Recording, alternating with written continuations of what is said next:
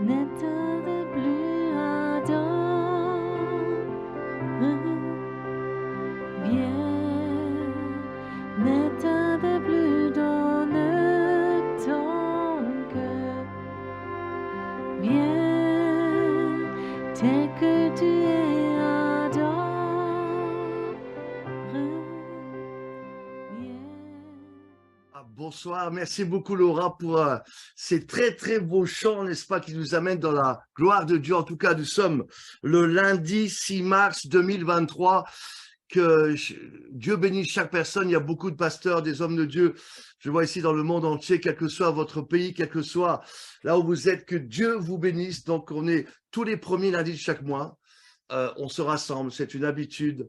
Je rappelle que pour s'inscrire, pour recevoir directement le lien de connexion, il faut écrire un email à rarecongrès@hotmail.com. De cette manière, chaque lundi, vous recevrez d'office le lien direct pour vous connecter bien, à la soirée où on a le privilège bien, chaque mois de recevoir un homme de Dieu, une femme de Dieu, bien, de calibre international. Et ce soir, on a le privilège, avec l'apôtre Pierre Baumier, de recevoir bien, un homme de Dieu qui a une expérience qui n'est plus à parler, le prophète Pierre Ophé, qui a été pasteur, je crois que vous êtes toujours pasteur, d'une grosse église en Allemagne. Bien, vous êtes français, en tout cas, enfin d'origine française, et on bénit le Seigneur pour votre présence. Donc, prophète Pierre Ophé, en tout cas, on vous dit bonsoir. Bonsoir. On est, Bonsoir tout le monde. on est très heureux de vous recevoir ici avec l'apôtre Pierre Baumier, toute l'équipe, tous les pasteurs qui sont là pour organiser ces réunions. Donc là, vous venez, si j'ai bien compris, d'arriver d'Israël où il y avait un groupe de 300 personnes avec vous. Et vous avez dit que c'était assez fatigant, évidemment, toutes les réunions en Israël. Ok. Oui, c'était fatigant parce que il y a plein de gens qu'on ne connaît pas, de tous les milieux. Donc, plus les tout petits problèmes, quelqu'un qui a mal aux dents, l'autre il va aller chez le médecin, l'autre il veut faire ceci, l'autre il veut pas, il ronfle trop, il veut quelqu'un d'autre de son chambre. Bon, il y a des bons collaborateurs, mais c'est quand même fatigant. C'était un temps où je suis resté quelques jours tout seul à la fin pour me ressourcer un petit peu. D'accord. On bénit le Seigneur pour votre présence. Donc là, vous êtes rentré en Allemagne. Alors, il y a l'apôtre Pierre Baumier et moi-même, on avait quelques questions au niveau, avant que vous prêchiez votre message pour ce soir, concernant les actualités, on va dire, internationales. Par exemple, bon, beaucoup se posent des questions par rapport à cette guerre Ukraine-Russie. Est-ce qu'il y a des implications? Qu'est-ce que ça veut nous dire pour nous chrétiens dans le monde entier? Bon, je crois qu'on n'a pas besoin de prophète, il faut prendre le psaume 2 et puis il y a la réponse. Le psaume 2 est la réponse, oui, c'est ça. Donc, pourquoi vous liguez contre l'Éternel et sans moi, l'Éternel dans les cieux rigole? Oui, c'est ça, c'est ce qui est en train de se passer, tout le monde est en train. Mais en tout cas, c'est des signes, évidemment, des temps qui vont s'accélérer dans le mal, malheureusement. Mais l'Église doit être forte, doit tenir, parce qu'on est la lumière du monde et on est appelé, quelles que soient les circonstances, n'est-ce pas, à amener, à être la lumière dans ce monde de ténèbres qui va être de plus en plus des ténèbres. Mais en tout cas, Dieu nous aide. Et c'est vrai que, je disais, il y avait, bon, tout le monde sait que vous avez eu un problème à un œil, mais que vous voyez très clair spirituellement. Et on peut trouver votre témoignage. Donc, après Pierre Baumier, je crois que c'est chez vous. Alors, Voilà. Voilà, vous montrez le livre. Voilà, c'est Miracle au pluriel. Miracle au pluriel. Donc, vous pouvez avoir le livre, vous allez chez l'apôtre Pierre Baumier à la librairie Apollos. Apollos. Voilà. Et si vous ne pouvez pas aller eh bien, à Mons, vous allez sur Amazon. On peut voilà. On peut le commander en ligne. Hein. Il n'y a pas de souci. Ah, d'accord. On peut aussi commander en ligne. Alors, il n'y a pas de problème. Il y a aussi un autre livre que vous avez fait. C'est Armée de prière, je crois. Absolument. Voilà, exactement. On peut aussi le commander et on bénéficie. Apôtre Pierre, est-ce que vous avez une question pour le prophète? Mais moi, c'est aussi ce qui se passe maintenant avec le tremblement de terre, et puis pas seulement en Turquie et puis en Syrie, mais on voit aussi d'autres tremblements de terre dans les îles, hein, on a entendu parler de ces tremblements de terre dans les îles avec une alerte au tsunami. Et puis, il y a tous ces événements qui se bouleversent partout dans le monde. Et puis, qu'est-ce que la Chine vient faire là-dedans aussi? Si on peut mettre tout en même temps dans le même panier, il y a plein de trucs qui se passent. Il faut savoir, c'est derrière Poutine, derrière la Chine, derrière c'est ça, il y a des forces spirituelles. En ce moment, il y a un combat de forces spirituelles. Il ne faut pas voir ça au niveau terrestre parce qu'on n'arrivera jamais à comprendre. Il y a vraiment, on est dans un temps où le diable sait que Dieu a prévu un réveil. Et le diable, il a peur de ce réveil, il sait ce qui va se passer. Et c'est la dernière vraiment grande attaque qu'il a libérée, ces forces démoniaques qu'il va encore libérer. C'est ces dernières munitions qu'il est en train de tirer. Alors, le rôle de l'Église dans ce schéma de combat spirituel, le rôle de l'Église, est-ce qu'il y a quelque chose de particulier? Ben voilà, il y a deux choses. Il y a le plan du diable, avec tout ce qu'on voit comme catastrophe et tout ce qui se passe. Et puis, il y a un plan de Dieu pour l'Église. Et je crois que le plus important, c'est de découvrir le plan de Dieu. Maintenant, c'est pour ça que je n'ai pas tellement envie de parler de tous ces phénomènes qui se passent. Moi, ce qui m'intéresse, quel est le plan de Dieu pour l'Église, pour ma vie, pour le groupe, pour les églises de certaines régions? Qu'est-ce que Dieu a prévu pour eux? C'est rencontrer la volonté parfaite de Dieu, pas la volonté générale. Il faut rencontrer vraiment la volonté parfaite de Dieu qu'on peut lire dans Romains 12, je crois, ou 10 ou 12. Et je crois que c'est ça tellement qui est tellement important, de trouver exactement ce que Dieu veut de ma vie, de faire les bonnes actions que Dieu a prévues d'avance pour moi. Est-ce que c'est aussi territorial dans le combat spirituel? Est-ce que c'est Oui, territorial? je crois que surtout, Dieu va donner des ordres à certaines personnes pour certains endroits. Et puis, je pense qu'il y a des plus grands ministères que Dieu va appeler à superviser même le combat spirituel dans différents pays. Mais je crois que c'est le temps, c'est pour ça que j'ai écrit ce livre, Armée de prière, c'est un temps où Dieu veut former des armées de prière. C'est le temps où Dieu, il appelle des gens à la prière comme il n'a jamais appelé des gens à la prière, mais à une nouvelle prière, surtout pas des prières pour soi, mais des prières pour créer le royaume de Dieu. Le jour qu'on arrêtera de prier pour notre propre moi, on aura vraiment une autorité spirituelle. Quel est le rôle de la prière prophétique, justement, dans ce cadre-là? Parce que je crois que c'est important de prier selon l'esprit, mais d'avoir aussi des révélations. Absolument. Pour moi, la prière prophétique, c'est rien d'autre que de prier ce qui est dans le cœur de Dieu. Amen. Pour moi, le prophétique, c'est pas un voyant qui voit quelque chose, mais c'est vraiment sentir ce cœur de Dieu. Qu'est-ce que Dieu il ressent dans son cœur? Si mon cœur et le cœur de Dieu ils sont liés ensemble, je suis automatiquement prophète. C'est pas un don pour moi, c'est d'être en étroitesse énorme avec le cœur de Dieu, avec le cœur de Jésus. On parle à nouveau de l'intimité et de se plonger dans...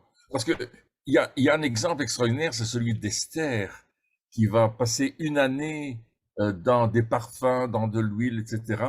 Et ça me fait penser à l'onction que Dieu veut mettre sur l'Église aujourd'hui pour ce qui va arriver, pour l'autorité que Dieu va nous donner dans le futur. Est-ce qu'on peut faire une comparaison avec ça? Oui, mais il faut faire attention à l'histoire par exemple, il y a une vague de gens qui aiment le soaking, je crois qu'on appelait ça comme ça en anglais, c'est être dans la présence de Dieu, relaxer, se sentir bien, encore mieux et encore mieux.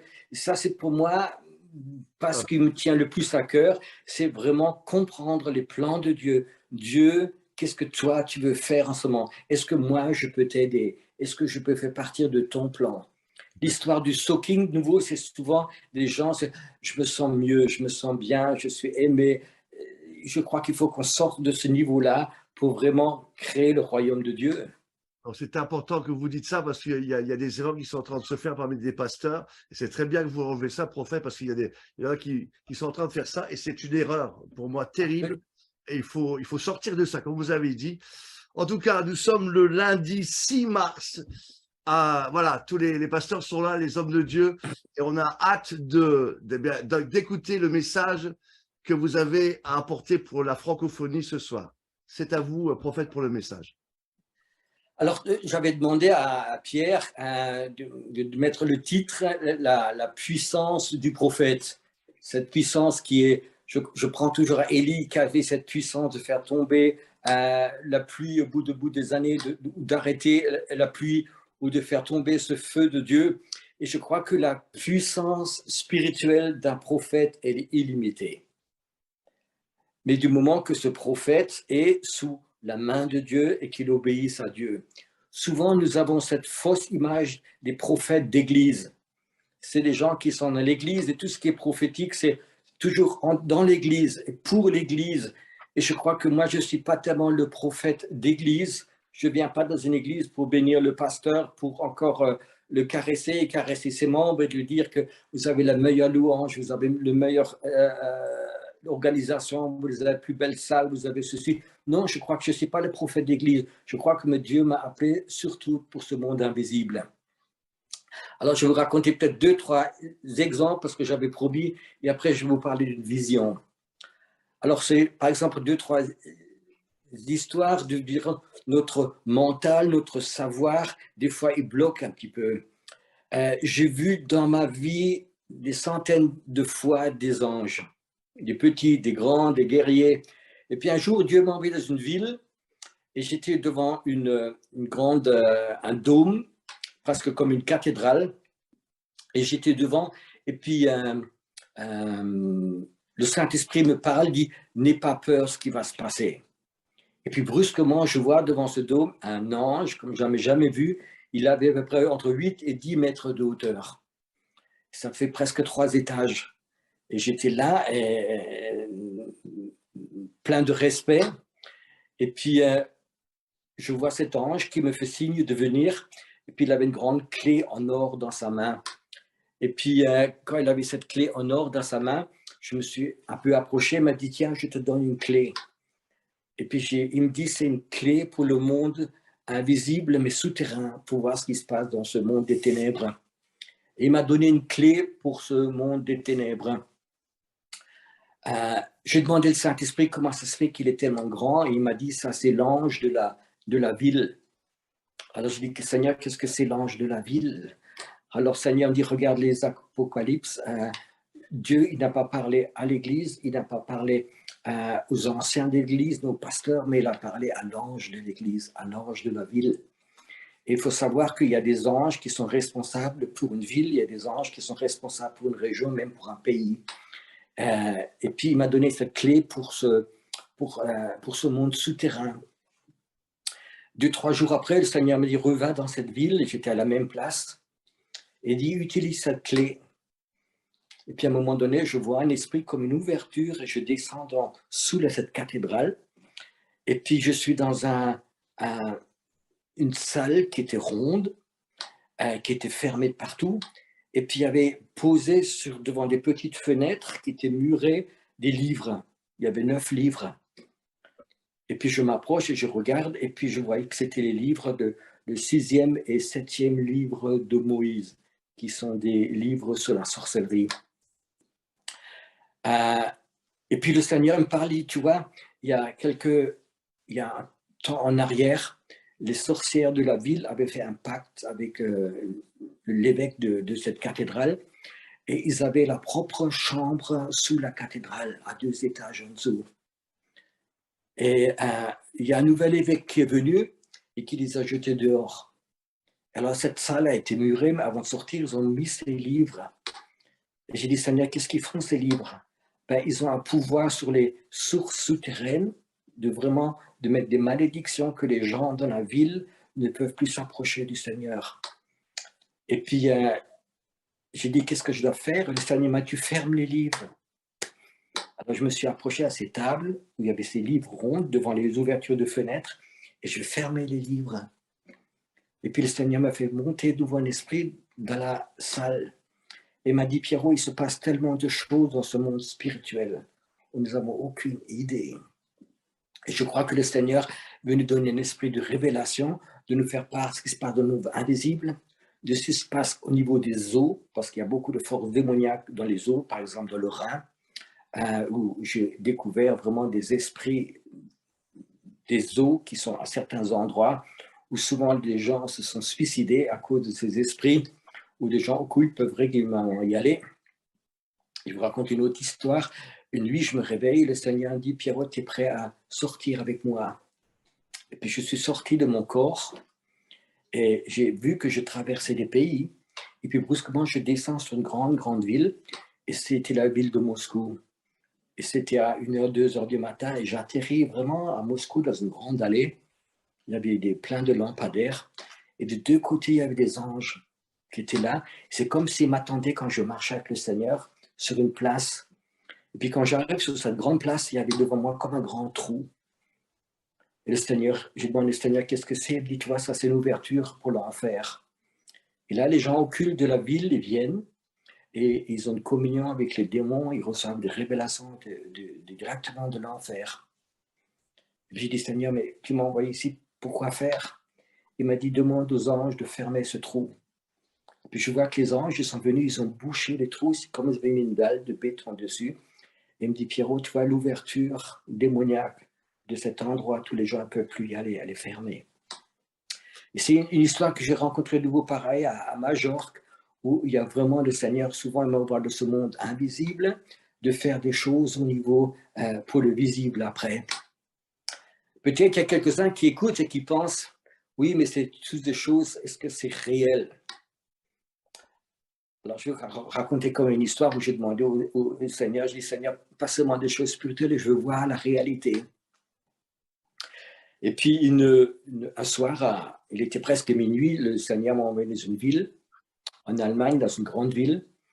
Et puis, il m'a conduit près de la gare, 2-3 rues plus tard, rentre dans cette rue, c'est une petite rue.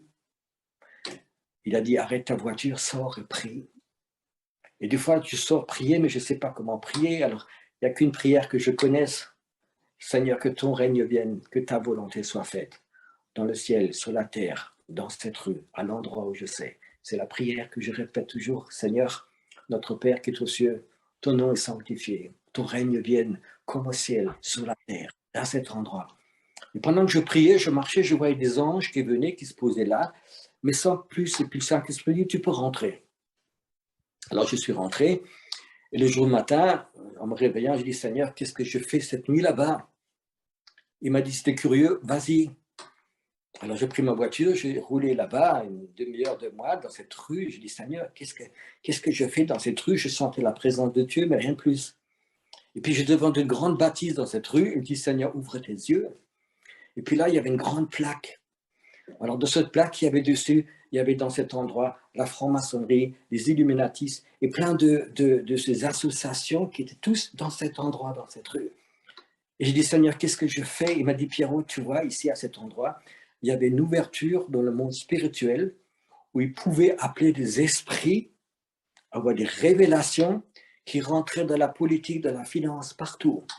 Et quand tu es venu appeler des anges, ce trou a été fermé. Il n'y a plus la possibilité que ces gens aient des révélations. Tu as fermé ce trou spirituel. Et alors, j'ai dit, Seigneur, c'est super bien ces choses-là. Mais une fois, j'aimerais bien que tu me montres la réalité. Et puis, le Seigneur me dit, tu vas tout bientôt le savoir. Je prends ma voiture, je retourne, c'était l'heure, je vais à l'église. Et mon église, elle est juste en face du garage Mercedes. Il y a une grande concession Mercedes. Ils ont une super machine à café. Et puis, j'aime bien des fois le matin aller là-bas, tranquille, je me prends un petit café, je m'assois. Et quand je rentre, j'ai pris mon café, d'un coup, il y a un monsieur qui dit derrière moi, qui était assis à une table, il buvait aussi un café. Pierrot fait, je dis oui, c'est moi, et je me retourne. Et c'est un homme que j'ai connu quelques années avant, c'est un homme d'affaires qui est dans une église pentecôtiste américaine. Ah, il me dit, Pierrot, c'est bien, assis-toi à table, on boit le café ensemble, ça fait des années qu'on ne s'est pas vu. Alors, je me suis assis à table, puis il me demande comment je vais. Je lui dis, bien, et toi? Il me dit, super, je fais des affaires, je gagne vraiment beaucoup, beaucoup d'argent, tout va bien, j'ai pu acheter 2 camions en plus, et depuis que je suis franc-maçon. Alors, je le regarde et je lui dis, tiens, mais tu es chrétien? Il me dit, oui, mais c'est aucun problème, faites chrétien et franc-maçon. dans notre loge, il y a même d'autres pasteurs encore. Et puis, il commence à me raconter sa vie de franc-maçon. Et il me dit, tu sais, quand dans les affaires, quand je trouve un nouveau client, la première chose que je fais, je lui dis, messieurs, je suis franc-maçon, je fais partie d'une loge, n'essayez pas de me rouler, sinon vous aurez des problèmes avec toute la loge, on est grand. Il a dit, personne depuis m'a essayé de me rouler. Ils payent tous les factures, j'ai des nouveaux clients, je vais bien, je suis béni. Alors, j'avais l'impression de laisser parler parce que c'était intéressant, c'est un peu de savoir. Alors, je l'ai laissé parler et puis il me dit, oui, je vais faire encore deux stages, 2 séminaires avec, d'ici 1 an, et j'aurai le droit d'avoir une rencontre personnelle avec Lucifer. Alors, j'ai dit, comment tu es chrétien, tu vas avoir une rencontre avec Lucifer? Oui, il a dit, c'est pas un problème, je peux lui parler de Jésus. J'ai rien dit, j'ai secoué la tête. Et puis, je lui ai posé une question. Tu fais partie de quelle loge? Il me dit, l'endroit de sa loge. Et c'était l'endroit où la nuit avant, j'ai fermé le monde invisible. Et j'ai vu que le Seigneur, il m'a dit, Pierrot, tu vois, de temps en temps, je vais te donner des preuves des choses que tu fais. Et j'ai vu quand même que dans le monde spirituel, j'ai compris qu'il y a des personnes, des groupements occultes qui sont capables d'avoir des relations, qu'il y a des ouvertures spirituelles dans le monde spirituel où ils peuvent avoir vraiment ces relations dans ce monde spirituel, de savoir, par exemple, avec la bourse, tout ce qui va se passer. Et je crois que nous, chrétiens, on a dormi trop longtemps dans nos églises, dans nos organisations, dans nos structures, tout va être super, tout va être bien. Et je crois que la Bible a dit que les hommes de Dieu, le peuple de Dieu, meurt par manque de connaissances. Et je crois qu'on est dans un temps où le Dieu va nous donner des révélations à presque toute chair, ça va revenir, on aura des révélations de ce monde invisible. Et je crois qu'il faut qu'on prenne notre place. Cette place, elle n'est pas réservée aux gens occultes. Elle n'est pas réservée à ces gens qui sont voyant tout ce que tu veux. Je crois que les chrétiens, on a eu trop peur, on était enfermés dans ce comme un couvercle et qui s'appelait toujours Église, dénomination, religion. Je crois que le Seigneur, il va vraiment chercher des hommes et des femmes qui sont ouverts et il va leur donner vraiment des révélations, des armes spirituelles et ils vont commencer à être capables de prier et de libérer des endroits comme Dieu voudrait libérer. Ça, c'est un peu le ministère du prophète et je pourrais vous raconter plein d'histoires. Et je crois pour moi, les histoires surnaturelles, c'est souvent les histoires qui ne se passent pas dans les églises. Ils se passent dans les églises. J'ai beaucoup de guérisons quand je fais des soirées guérisons. J'aime ces miracles et j'aime ces conversions. Mais je sais qu'il y a un autre niveau. Et je crois que le Seigneur veut vraiment nous emmener dans ce nouveau niveau. Je vais changer de sujet parce que il y a 3 jours en Israël, j'ai une vision, quelque chose que je n'avais jamais reçu comme ça. Et je voulais d'abord la garder pour moi. Le Seigneur m'a dit, toi, cette vision, elle est pour toi, mais il faut que tu la partages. Parce que c'est une vision qui va servir et enrichir mon peuple. Alors, l'histoire s'est peut-être passée d'abord un peu grâce à votre site. J'ai écouté quelques jours avant un message de Pierre-Daniel Martin qui était chez vous. Et ça m'a beaucoup touché. Quelque chose m'a touché profondément quand j'ai écouté ça, que ce que cet homme de Dieu a subi. Et puis cette révélation qu'il a eue que pour l'année 2023, il y aura beaucoup de brisements spirituels au niveau de leaders, de gens que Dieu va appeler. Je vais quand même vous raconter un peu ce qui s'est passé les derniers mois de ma vie. J'étais souvent malade. J'ai été opéré, j'étais à l'hôpital. Un jour, c'est les genoux, je ne peux presque plus marcher, j'ai de l'arthrose. Après, c'est l'épaule. Après, c'est des inflammations dans la mâchoire, dans les dents, avec plein de pus. Enfin, c'était un coronavirus après l'autre, une grippe après l'autre. Et ça rend fatigué de plus de fois dormir la nuit parce qu'on a vraiment des douleurs. Et ça m'a vraiment très marqué, ça m'a fatigué. Je dis, Seigneur, est-ce que mon temps est déjà fini? Et dans cette situation, j'étais très fatigué à la fin de ce séminaire en Israël. Et une après-midi, je monte dans ma chambre, il devait être 4 h, 5 h. Et d'un coup, je sens une fatigue, mais vraiment fatigue qui était posée sur moi. Et puis je dis, bon, moi, comme je suis tout seul, je vais faire un peu une sieste. Je me suis couché sur mon lit. Et je me suis endormi très, très profondément, ce que je ne peux jamais faire la journée. Et je dors, je pense, presque 2 heures. Et puis je me réveille un petit peu, puis je vais essayer de me lever. Et je n'arrive pas parce que cette fatigue, elle est posée sur moi. Et puis, tant pis, je me rendors. Et puis, je crois 1 heure après, je me réveille un petit peu de nouveau. Et c'est pareil, c'est posé sur moi une fatigue très surnaturelle. Et puis, il y a cette pensée qui est en moi. Peut-être si c'est comme ça de mourir, c'est une belle mort. C'est facile de mourir alors comme ça dans le sommeil. Et puis la deuxième pensée, j'aurais au moins pu téléphoner à ma femme, la prévenir que je meurs, c'est pas qu'elle reçoit cette nouvelle de quelqu'un d'autre. Et je retombe dans ce sommeil et puis je me réveille. Il était minuit. Donc ça faisait 6 ou 7 heures, j'avais passé là-dedans. Et je sentais que c'était pas normal. Je sentais que c'était quelque chose de Dieu que je connaissais pas. Et pour moi, c'était... je suis allé dans la chambre à côté, j'avais une chambre de prière, et j'ai cherché vraiment Dieu. Et puis brusquement, le Seigneur était là et puis il m'a parlé. Il m'a dit, Pierrot, j'ai autorisé Satan à te juger, à porter son jugement sur toi. Et c'est pour ça que les derniers temps, tu t'es senti tellement mal.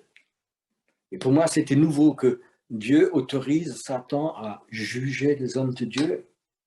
Mais si tu connais la Bible, dans Job, tu vas trouver ça exactement. Et le Seigneur m'a dit, Pierrot, c'est pas seulement toi, mais c'est moi-ci. J'ai autorisé Satan à vous attaquer, à vous juger, à vous casser. Et puis ça m'a vraiment touché. Et puis brusquement, j'ai une vision. J'ai vu le Seigneur tout habillé en blanc, avec une sorte de tablier devant, et il se promenait sur un tas d'ordures. Mais c'était un grand champ qui était rempli d'ordures, comme une décharge publique. Et je disais, qu'est-ce que le Seigneur il fait là-bas? Et puis, de temps en temps, il se baissait, il ramassait quelque chose, il le mettait dans son tablier devant, et il marchait, et puis cherchait les choses, il les ramassait. Et puis, comme je ne comprenais pas, je me suis approché de lui, et j'ai voulu voir ce qu'il ramasse.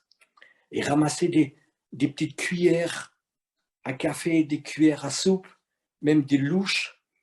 Il ramassait ça, et puis c'était du matériel qui était sale, qui était tordu. Et puis je voyais qu'il les nettoyait un petit peu, même avec son haleine, mais c'est son haleine dessous. Et puis il les nettoyait, il essayait un peu de les détordre, il les mettait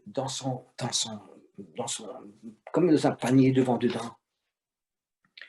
Et j'ai dit, Seigneur, qu'est-ce que tu fais ici, en train de ramasser ces choses-là? Et il me regarde et il me dit, toi, t'en fais partie. J'ai dit, ça, comment, Seigneur?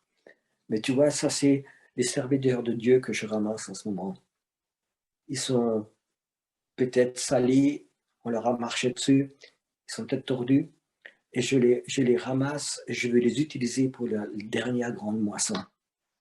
J'ai dit, Seigneur, mais jamais j'inviterai un ami chez moi et je prendrai ces choses-là. Et Seigneur me sourit. Et puis d'un coup, j'ai une troisième vision. Je vois du ciel une grande marmite comme ça qui descendait. Je n'ai pas osé tout de suite m'approcher parce que je savais qu'il y avait quelque chose dedans qui était surnaturel, qui était de Dieu, très fort. Puis je m'approche un peu et puis je vois qu'il y a quelque chose de cette marmite, c'est comme un élixir, comme une concentration de la puissance de Dieu, comme une onction, mais c'est beaucoup plus fort dans cette marmite dedans. Et le Seigneur me dit, tu vois, ça, ce qu'aucune oreille n'a entendu, ce qu'aucun yeux n'a vu, c'est là-dedans. Et je vais le donner pour la dernière moisson. Je vais, la dernière grand réveil qui va se produire, c'est grâce à ceci. Et le Seigneur me dit, tu vois, ces cuillères tordues qui sont sales, que je nettoie un petit peu, je veux les utiliser. Je ne vais pas utiliser des... Je dis, Seigneur, je ne comprends pas. Il me dit, tu sais, Pierrot, tout ce qui est là-dedans, cette honneur, ce qui est dedans, je vais le partager avec personne. Ça appartient à Dieu. Je vais prendre des serviteurs qui sont souvent brisés, qui ont fait des erreurs, qui sont cassés. Et cela, je vais les utiliser pour qu'on sache que c'est Dieu ce qui est dedans, ce n'est pas les serviteurs. Que ce n'est pas eux qui reçoivent de l'honneur, c'est que Dieu seul qui reçoit de l'honneur. Et quand j'ai eu cette vision, ça m'a presque fait pleurer, parce que je savais qu'il y avait quelque chose dedans qu'on ne connaissait pas encore. Le Seigneur m'a dit, Pierrot, une goutte peut transformer un homme à jamais. Une goutte pour une église peut apporter le réveil. Une goutte a la puissance de réveiller une ville complète de ce qu'il y a dedans. Et puis je pensais à ce moment-là, ce réveil qui se passe un peu aux États-Unis dans cette université. Et j'ai dit, Seigneur, est-ce que c'est possible? C'est qu'une goutte est tombée là-bas. Il me dit, oui, c'est une petite goutte qui est tombée là-bas. Et ça va être le temps où ces serviteurs de Dieu, je les ramasse et je les prépare pour servir ces choses-là. C'est quelque chose qui m'a profondément touché. Puis j'ai dit, Seigneur, quand ça va être? Seigneur, s'il te plaît, quand ça commence, je vais être le premier, je veux courir. Même si j'ai une toute petite cuillère à café, je veux l'avoir, je veux la distribuer, je vais travailler avec ça, je veux avoir cette chose-là. Et puis le Seigneur ne m'a pas répondu. Et puis à un moment donné, j'ai pu presque sentir ce qu'il y avait dedans. C'est comme une onction qui va sortir. J'ai presque ressenti qu'il y avait quelque chose de spirituel tellement fort dedans qu'on n'a jamais connu. On a connu l'onction, on a vu des gens qui, par rangée complète, tombaient par terre dans l'esprit. On a vu des délivrances, on a vu la gloire, j'ai vu des dents d'or, j'ai vu des cultes. Tout était rempli de poussière d'or, mais je savais ce qu'il y a dedans, dans ce derrière marmite. C'est la puissance de réveiller le dernier grand réveil. Et puis j'ai prié le Seigneur, et puis le dernier jour, quand j'étais là-bas, je me suis promené encore dans un hôtel. Et j'étais assis dans un parc parce que je voulais être seul. Et puis j'étais à peine assis, il y a un homme qui passe entre 50 et 60 ans et commence à me parler en hébreu. Alors je lui dis, je ne parle pas l'hébreu, j'avais envie d'être seul. Puis il continue de parler, alors je lui explique French, mixé hébreu. Il me regarde, il dit, ah mais c'est super, je parle français, je suis français. Alors j'étais dit, ça va être difficile de se débarrasser de ce... Je dis, oui, c'est bien, vous êtes français. Il me dit, oui, mais il y a 20 ans, j'ai quitté Paris, je suis juif, j'ai fait Aliyah, je vis ici, et puis je dis, c'est bien, oui, il a des affaires à Jérusalem. Et puis il me dit, qu'est-ce que vous faites? Je dis, ah, mais moi j'organise aussi, j'ai organisé un groupe d'Allemagne, de Suisse et d'Autriche, je les emmenais ici. Et puis, oui, mais qu'est-ce que vous faites? Alors, il commençait à poser une question après l'autre. Alors je dis, je fais une école de prophètes ici. Et au lieu de partir, ça l'intéressait encore plus. Et il me posait plein de questions, et puis j'ai commencé à lui dire des versets comme sur l'Ancien Testament, parce que c'est un juif croyant. Il me dit, qu'est-ce que c'est une école de prophète? Alors j'essaie de lui expliquer. Et puis il dit, mais je veux voir ça. Je dis, mais oui, vous allez sur YouTube, et puis vous allez sur Taubreise, et vous pouvez regarder ça. Il me dit, ah, mais j'ai mon portable ici, et puis je peux voir. Je n'ai pas pensé qu'il avait un portable ici. Alors il ouvre son portable, et il ouvre, et je lui dis, regarde, et puis il y avait juste le dernier culte qu'on a fait là-bas, cette école de prophète, qui était dessus. Et puis il remarque cette image, et puis je vois s'il est comme hypnotisé. Il regarde ça, il me parle plus, il dit, mais c'est vous devant? Je dis, oui, c'est moi devant. Et il me dit, quelle puissance! Et puis je voyais qu'il est vraiment quelque chose qui sortait de ce portable, et il était là comme presque hypnotisé. Il me dit, est-ce qu'il existe quelque chose en français? Je dis, oui, si tu avances un peu, tu trouveras quelque chose en français. Et il me regarde, il dit, mais je peux vous joindre, je peux vous téléphoner, est-ce que je peux rendre contact? Alors je le regarde et je dis, est-ce que je peux prophétiser sur vous? Il me dit, qu'est-ce que c'est? Je dis, écoute, c'est ce que Dieu voudrait avoir de votre vie. Et là, dans ce parc, j'ai prophété sur cet homme. Et il était comme hypnotisé. Il a dit, je vais vous écrire, je vais vous téléphoner. Ça l'a complètement bouleversé. Il y a une onction, quelque chose qui est sorti de ce portable. Et j'ai dit, Seigneur, est-ce que tu as mis une goutte, un tout petit peu de ton parfum, de ce chose dessus? C'est comme le Seigneur me souriait. Tu sais, amener un juif au Seigneur, c'est une chose très, très difficile. Il faut quelque chose de surnaturel. Et cette dernière grande marmite, il y a quelque chose dedans aussi pour Israël. le peuple juif va connaître de ces gouttes-là. Il y a des hommes de Dieu. Il y en a même deux qui écoutent en ce moment. Tu as l'appel pour Israël et tu vas y aller. Tu as un appel pour les Juifs. Et le Seigneur dit, je vais te poser quelques de ces gouttes sur ta vie. Et tu vas ramener ce peuple juif, tu vas ramener beaucoup de gens au Seigneur. Et ce sera d'une façon surnaturelle. Tu goûteras de cette puissance. Ce n'est pas tes mots qui vont le faire, ce n'est pas ton savoir biblique, ce n'est pas ton onction qui va la faire. Mais le Seigneur dit, tu seras un de ceux qui sera à cette marmite. En ce moment, tu regardes, mais tu as été brisé les derniers mois. Et je t'appelle à rentrer dedans. Et tu vas goûter de cette puissance. Ils vont revenir à toi. C'est le Seigneur qui parle à deux personnes qui sont en train d'écouter. C'est un temps où le surnaturel va être tellement fort que intellectuellement, on peut décrocher, on n'a aucune chance. Et je sens que c'est un temps où, très bientôt, Dieu va utiliser des hommes et des femmes qui encore maintenant sont peut-être dans l'ombre, qui maintenant ils ont eu peut-être des échecs qui sont brisés. Peut-être ton couple a été brisé, peut-être tu as fait faillite, peut-être tu as été critiqué, peut-être tu étais malade. Le Seigneur dit, je t'ai vu sur cette décharge. Les hommes, peut-être, ils ont pensé que tu es plus capable de faire quoi que ce soit. Mais le Seigneur te cherche. C'est un temps où le Seigneur est en train de chercher, de les redresser, de les nettoyer. Mais ce ne sera jamais des hommes et des femmes parfaites. Il va prendre des gens, je peux dire l'expression, un peu tordus des fois, avec leurs défauts, et il va les utiliser. Et comme ça, les gens, ils verront. Ce n'est pas des gens parfaits, mais c'est ce qui est dans cette marmite. C'est ça qui est important, parce qu'il y a la gloire de Dieu, et Dieu va la partager avec personne, avec aucun homme, avec aucune église, avec aucune dénomination. Ça appartient à Dieu seul. Et je sais que ça, c'est le plan de Dieu. Le Seigneur m'a donné cette révélation. Et j'ai l'impression ce soir, c'est une vision qu'il y a quelques jours, que quand j'en parle, il y a quelque chose de comme une odeur, comme une vapeur qui sort de cette marmite. Et toi qui écoutes, je vais te demander, est-ce qu'en esprit, est-ce que tu peux sentir ça? Est-ce qu'en esprit, tu sais qu'il y a quelque chose qui va venir que ne connaissez pas encore? Ce que aucune oreille, aucune personne n'a vu de ses yeux, ça va venir.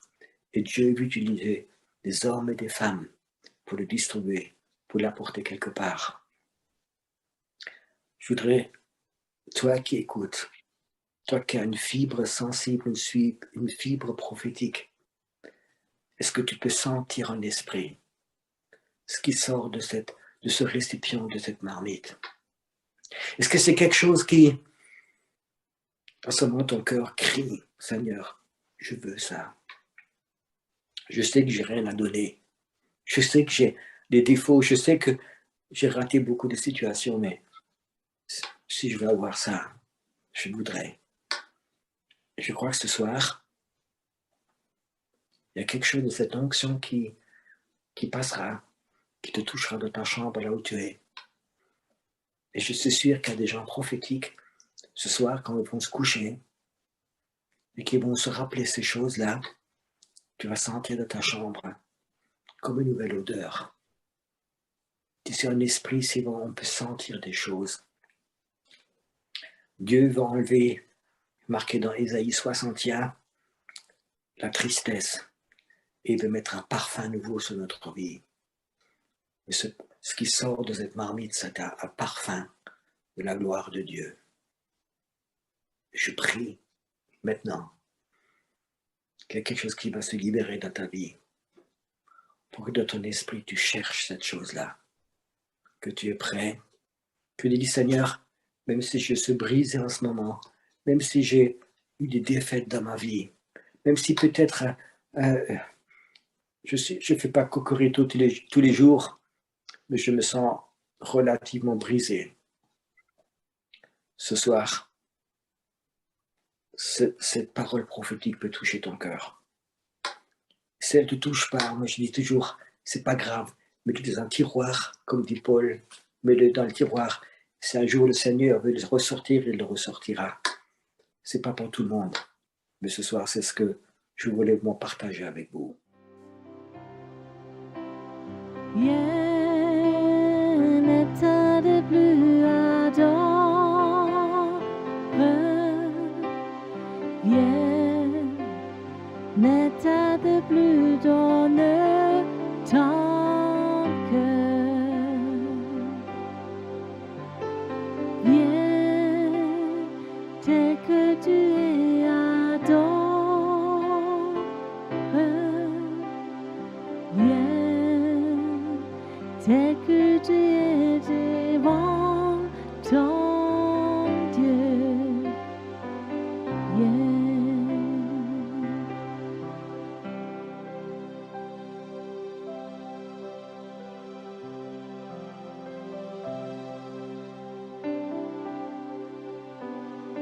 Rien n'est de plus adoré.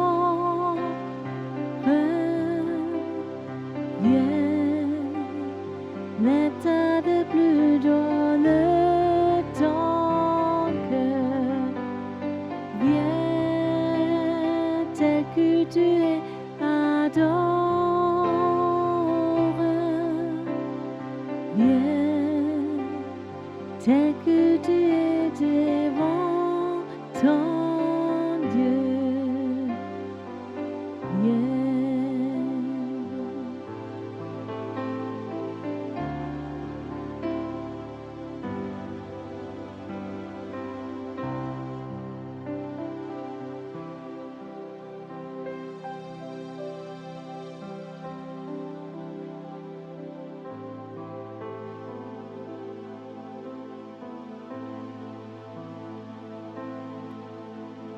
Nous adorons Adonai. Nous adorons El Shaddai. Nous élevons ton grand nom. Nous te louons, Seigneur. Nous adorons Adonai. Nous adorons El Shaddai. Nous élevons ton grand nom. Nous te louons, Seigneur.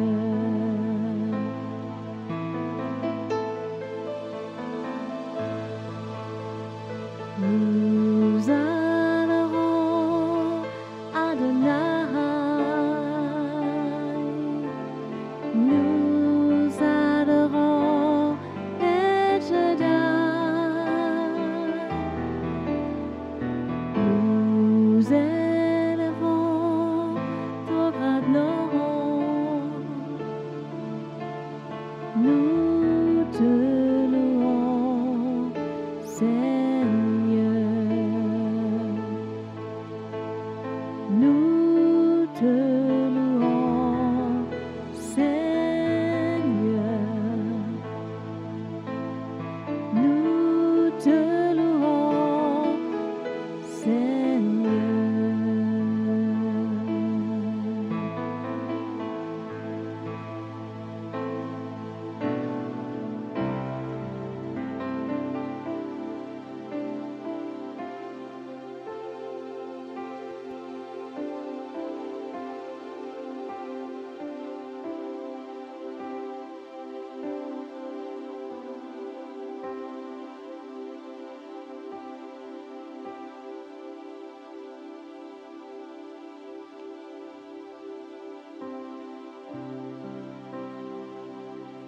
Je dis oui, oui, oui.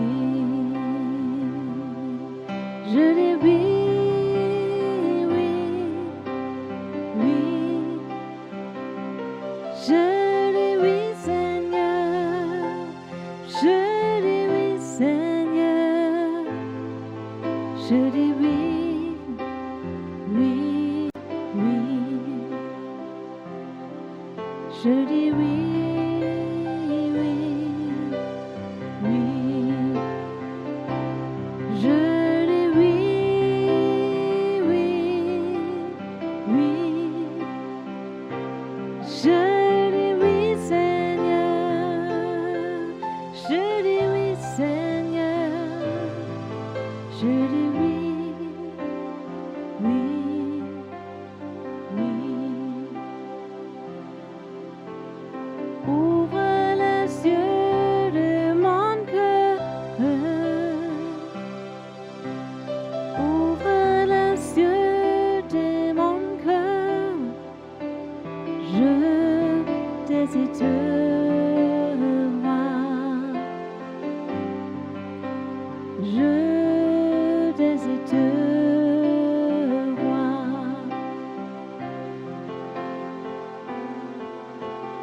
Ouvre les yeux de mon cœur. Ouvre les yeux de mon cœur. Je désire te voir. Je désire te voir.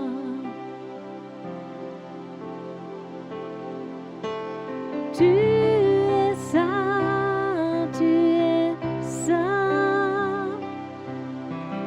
Tu es saint, tu es saint.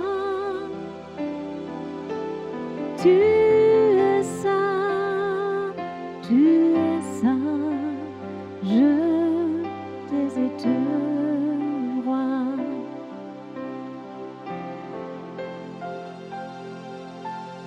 Tu es saint, tu es saint.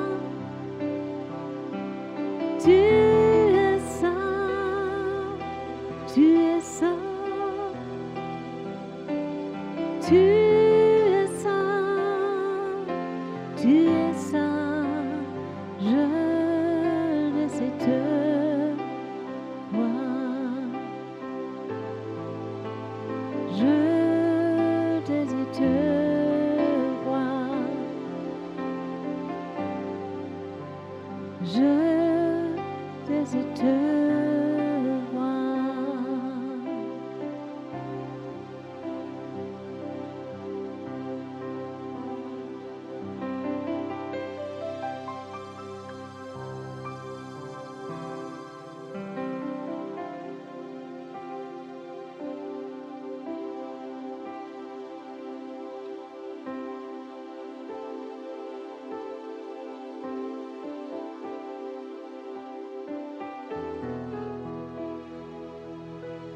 Nul n'est comme toi.